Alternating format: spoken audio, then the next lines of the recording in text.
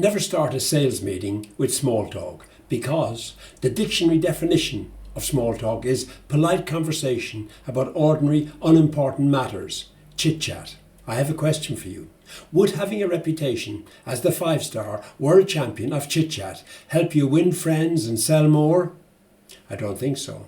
To learn more about this subject, just watch this short video. And welcome to the Sharper Business channel. If you start a sales meeting with small talk and then try and change to your preferred subject, you can be accused of dominating the conversation. So never start with small talk. Would you agree that it is a salesperson's job to influence people? And how do we do that? By winning their respect. Getting people to like us and know us and trust us is really helpful. But winning their respect is of crucial importance. And how best do we do that? We need to get to like, know and trust them and learn to respect them.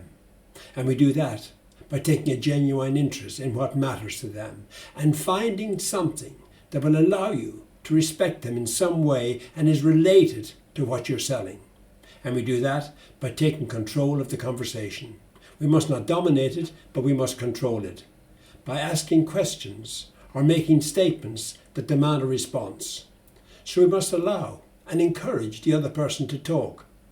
But be careful, because in doing so, they will enjoy the opportunity and begin to talk about all kinds of subjects. So you need to take control by guiding the other person to talk about the preferred subject. You may have to interrupt the prospect. And if you do interrupt the person in full flight by offering your version, it is not unreasonable that you lose them. You might even be considered to be rude. But it is perfectly acceptable, and it's okay to interrupt somebody by asking their point of view or opinion. For example, what you've been saying, Mr. Prospect, is really interesting. And what I'm interested to know is your opinion on, and then you go on to ask a question related to your product or service. Or, Mr. Prospect, what you've been saying is quite significant. What I'd like to know is, or I quite agree with what you've been saying. May I ask you a question, please? Or, I understand exactly what you've been saying. Now, could you tell me?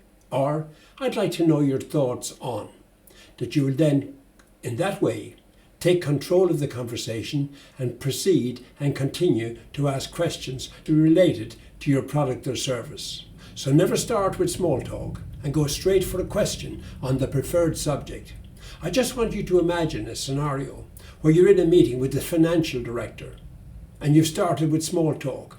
And after 15 minutes, the CEO comes into the office and interrupts the meeting with, "And what sort of progress are you making?"